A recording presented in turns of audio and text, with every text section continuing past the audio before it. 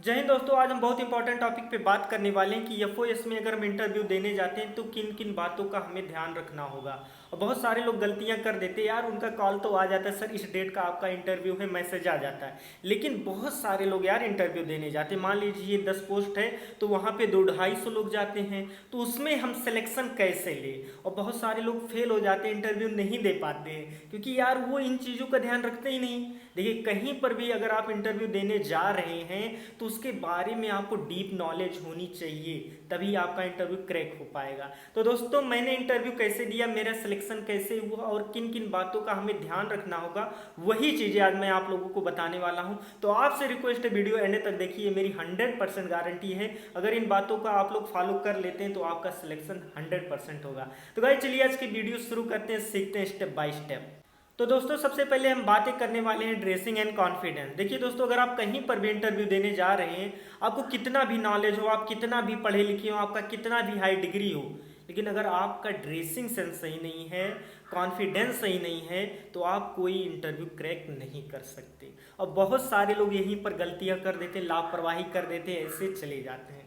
देखिए दोस्तों, अगर आप इंटरव्यू देने जा रहे हैं तो सबसे पहले आपका ड्रेसिंग सेंस अच्छा होना चाहिए। आपको फॉर्मल ड्रेस में जाना चाहिए, आपका ड्रेस क्लीन हो, प्रेस अच्छे से हो और आपका शूज भी फॉर्मल होना चाहिए।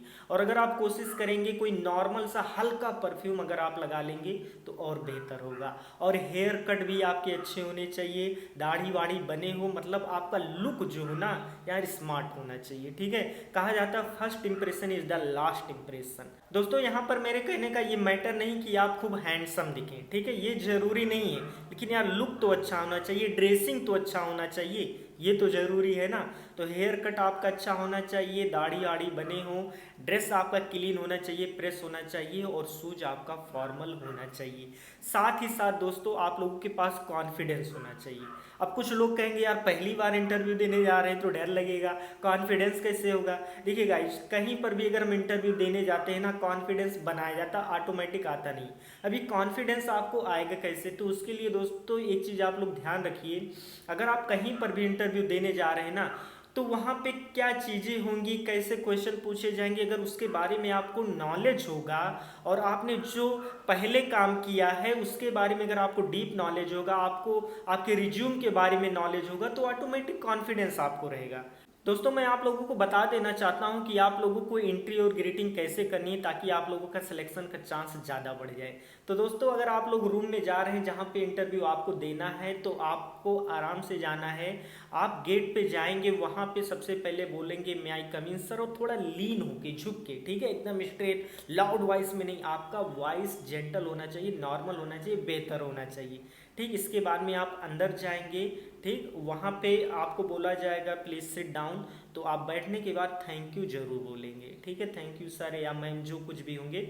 और आपकी जो सिटिंग पोजीशन है वो अच्छी होनी चाहिए, न ज़्यादा स्ट्रेट होनी चाहिए न ज़्यादा लीन होनी चाहिए, मतलब ऐसी होनी चाहिए कि सामने वालों को लगे कि बंदे के अंदर दम है, एनर्जी है और ये काम को करना चाहता है। आपके दोनों हाथ आगे होने चाहिए, पैर हिलाना नहीं है, आराम से आहिस्ता बैठना है। और अगर आप कोट पैंट पहन के जा रहे हैं, इस समय ठंडी चल रही है तो बहुत लोग कोट पैंट पहन लेंगे, तो अगर आप बैठ रहे हैं चेयर पे तो आप अपना बटन ये जो है इसको खोल देंगे, बैठने में कंफर्टेबल रहेगा। बहुत सारे लोग बंद किए रहते हैं तो थोड़ा भद्दा लगता है, अच्छा नहीं लगता, तो बटन अगर आप खोल लेंगे तो और अट्रैक्टिव लगेगा, काफ़ी अच्छा लगेगा। अब इसके बाद में दोस्तों हम बातें कर लेते हैं इंट्रोडक्शन के बारे में। कहीं पर भी अगर आप इंटरव्यू देने जाते हैं तो सबसे पहले आपसे आपका इंट्रोडक्शन पूछा जाता है। आप जैसे कंफर्टेबल हो, चाहे हिंदी या इंग्लिश में, जिस लैंग्वेज में आप कंफर्टेबल हो उसी लैंग्वेज में आप लोग इंट्रोडक्शन दीजिएगा। और खासकर मैं दोस्तों आप लोगों को बताना चाहूँगा, एफओएस में अगर आप इंट्रोडक्शन दे रहे हैं तो हिंदी में दीजिएगा, ठीक है, कोई ज़रूरी नहीं इंग्लिश, क्योंकि यहाँ पे जो आपका काम होता है इतना हाई नहीं होता है, काम आपका नॉर्मल होता है। तो कोशिश ये कीजिएगा कि अपना इंट्रोडक्शन हिंदी में दीजिए ताकि चीज़ें स्पष्ट हो, क्लियर। दोस्तों, जब आप अपना इंट्रोडक्शन दे देंगे तो यहीं से क्वेश्चन का सिलसिला चालू होता है। तो यहाँ पे क्या क्या चीज़ें हमें ध्यान रखनी होगी। देखिए दोस्तों, जो चीज़ आप लोगों ने अपने सीवी में लिखा है, आपने अपने रिज्यूम में लिखा है ना, वो चीज़ें यार एकदम क्लियर होनी चाहिए। आपको कहीं पर भी तनिक भी डाउट नहीं होना चाहिए। सबसे पहले दोस्तों जो क्वेश्चन स्टार्ट किया जाता है वो आपके रिज्यूम से ही स्टार्ट किया जाता है। तो आप अपने रिज्यूम में जो जो चीज़ें लिखे हैं उसके बारे में आपको डीप नॉलेज होना चाहिए, एकदम ऑनेस्टली बताना है। आपका क्वालिफिकेशन क्लियर होना चाहिए, आपका एक्सपीरियंस क्लियर होना चाहिए, आपने इसके पहले जहाँ पर काम किया उसके बारे में अच्छी नॉलेज होनी चाहिए, क्या किया था, कैसे किया था, कहाँ पर आप काम किए थे उसके बारे में इंटरेस्ट पूछा जाएगा, उसकी सैलरी पूछी जाएगी और आपने वो काम क्यों छोड़ा।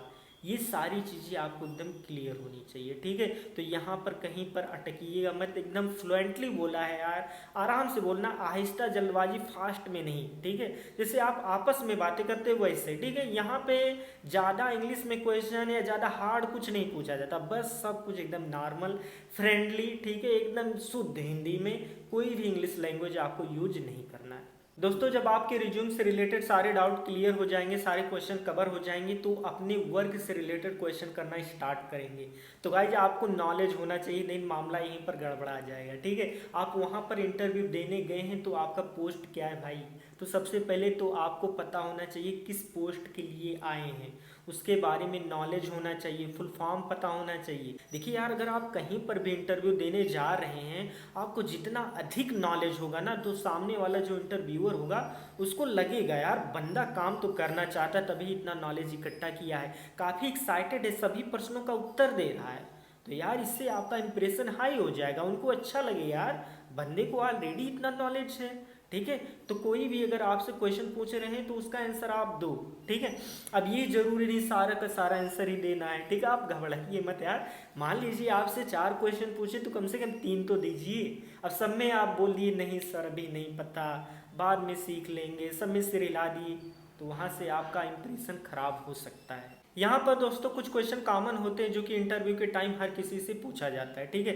सबसे पहले आप लोगों को अपना पोस्ट पता होना चाहिए, इसके बारे में केसीसी क्या होता है, ठीक है, किसान क्रेडिट कार्ड, इसके बारे में आप लोग डीप नॉलेज ले लीजिएगा गूगल से, ठीक। तो किसान क्रेडिट कार्ड के बारे में नॉलेज होना चाहिए, मुद्रा लोन क्या होता है इसके बारे में नॉलेज होना चाहिए, एसमी क्या होता है इसके बारे में नॉलेज होना चाहिए, ठीक है। तो ये सारी चीज़ें आप लोग गूगल से अच्छे से सीख लीजिएगा ताकि उनको लगे कि हाँ थोड़ा बहुत तो नॉलेज है, ठीक है। और आप लोग पता कर लीजिएगा कि एनपीए क्या होता है, क्योंकि आप लोगों को एनपीए रिकवरी के लिए भी भेजा जाता है। तो एनपीए क्या होता है इसके बारे में भी आप लोगों को नॉलेज होना चाहिए। इसके बाद में दोस्तों आप लोगों से प्रश्न किया जाएगा कि आप इस काम को कर लेंगे कि नहीं, वहाँ पर आपका कॉन्फिडेंस देखा जाएगा।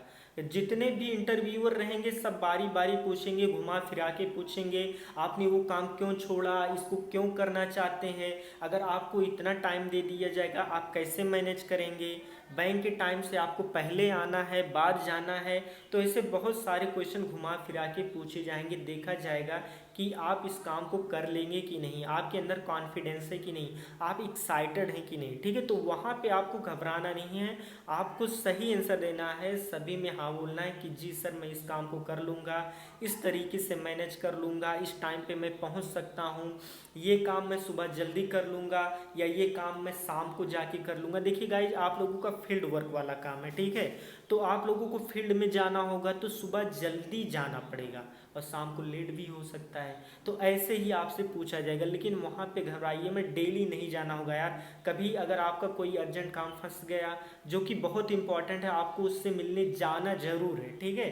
तो आप उससे बातें कर लीजिए, सर मैं इतने टाइम पे आऊँगा आपसे मिलने, ठीक। तो ये सब चीज़ें आप लोग बाद में क्लियर कर लीजिएगा, मतलब यहाँ से आपको टाइम से रिलेटेड कंफ्यूज किया जाएगा, लेकिन आपका जो रियल टाइम है बैंक का वो 10 से 5 रहेगा, ठीक है। इसके बीच आपको काम करना होगा। और दोस्तों अगर आप लोगों को कोई डाउट है, पर्सनली हमसे बात करना है, तो डिस्क्रिप्शन में हमने अपना इंस्टाग्राम आईडी दिया है, ईमेल आईडी दिया है, उसके थ्रू आप हमसे कांटेक्ट कर सकते हैं, मैं आप लोगों को पूरा हेल्प करूँगा, ठीक है। तो दोस्तों अगर आप लोगों को वीडियो अच्छी लगी, नॉलेजेबल लगी, तो वीडियो को लाइक कर दीजिए, चैनल को सब्सक्राइब कर दीजिए और अपने उन दोस्तों के पास ज़रूर भेजिए जो FOS में इंटरव्यू देने जाने वाले हैं, अपने ग्रुप में शेयर कर दीजिए। हम मिलते हैं किसी नेक्स्ट वीडियो में किसी नए कंटेंट के साथ, तब तक के लिए दोस्तों आप लोगों का ध्यान रखना।